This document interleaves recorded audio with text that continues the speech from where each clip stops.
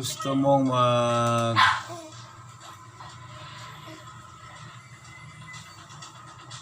save ng mga energy sa Merport, madali lang.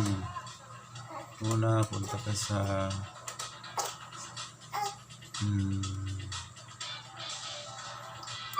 item shop. Hanapin mo ang common product. Yan, common product. Then click mo yung consumable. Then hanapin mo yung packaging box na marami yan eh. May 10, may 500. Yan. So itong 10 lang.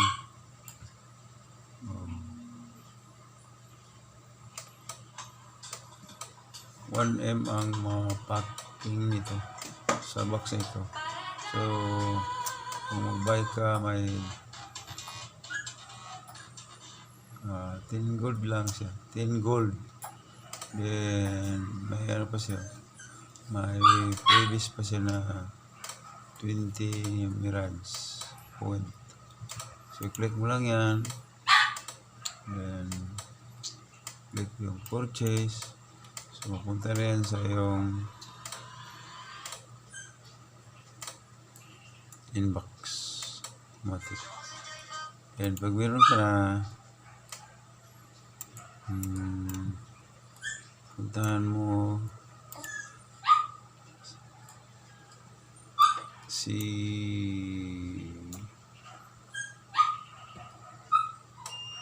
Guan Choyong Moteron.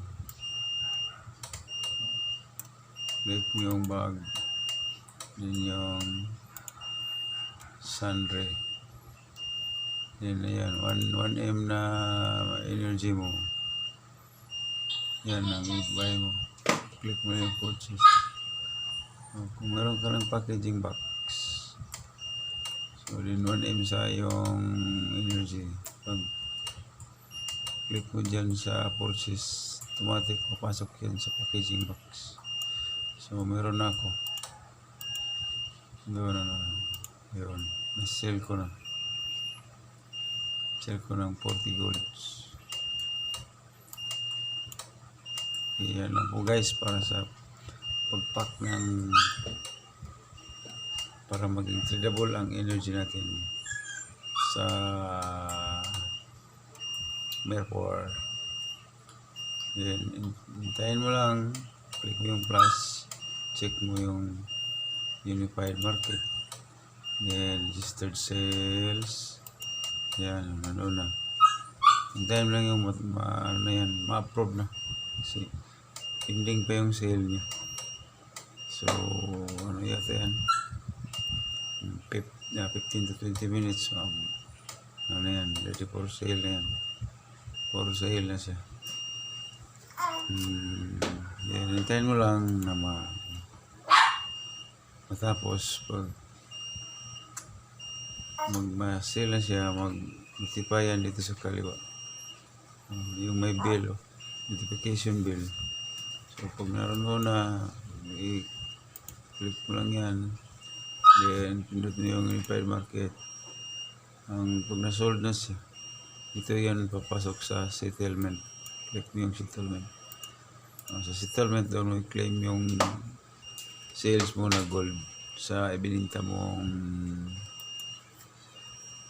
packaging box ng energy mo. So pag nasa settlement siya, ano pa rin yan, 15 to 20 minutes pwede mo nang ma-claim. Then pwede mo rin makita yung mga na-sale mo dito sa dito. Click mo yung settlement history. So yan, mga na-sales. So marami yan.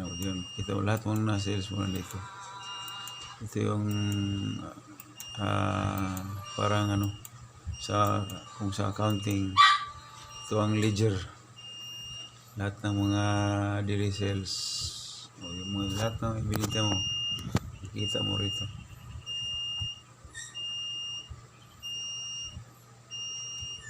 Then, pag mag-buy ka, click mo rin doon katabi sa settlement history, yung purchase sale. Lahat ng nabuy mo, dito makikita. Lahat ng uring nabuy mo, dito makikita. At ang mga total amount na ginagastos mo, nasa baba. Sa baba siya.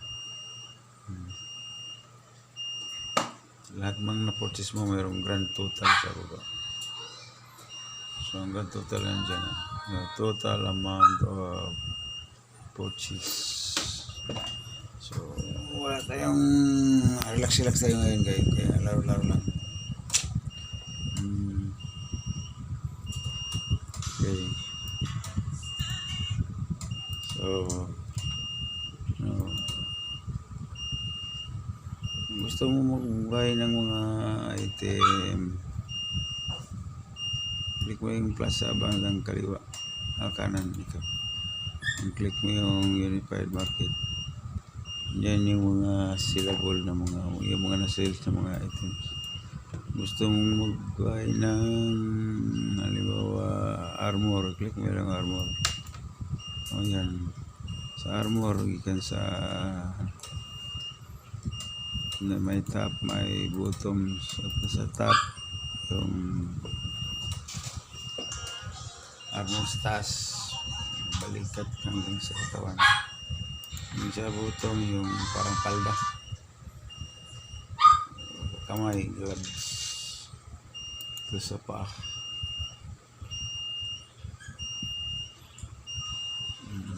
Gusto mo mag-buy ng dark steel, scroll mo lang sa baba. Ito buat doon sa mga armor, scroll mo sa baba, hanapin mo yung sunbreak.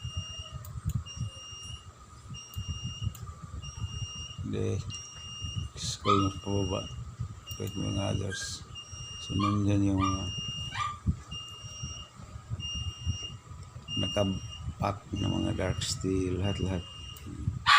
So yan,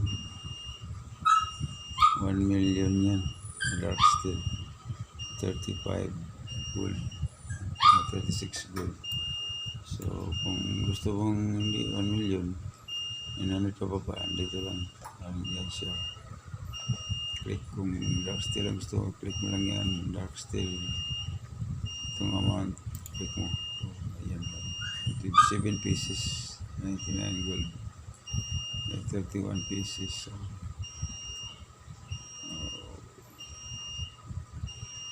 31,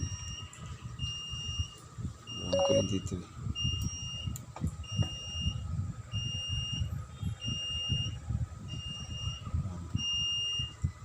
Kung gusto mo 5 pieces lang, hanapin, may 7 pieces. Hanapin ito yung 5. Kung gusto mo yung 5, ano lang,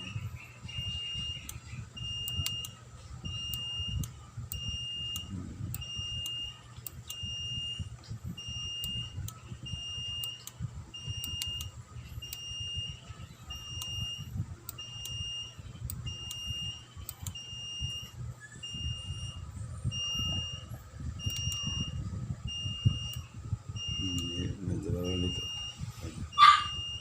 2 pieces, 10 gold. Okay, so kung gusto mo na balik doon sa menu, click mo na yung arrow stars. Kung gusto mo ng energy, nandiyan yung energy.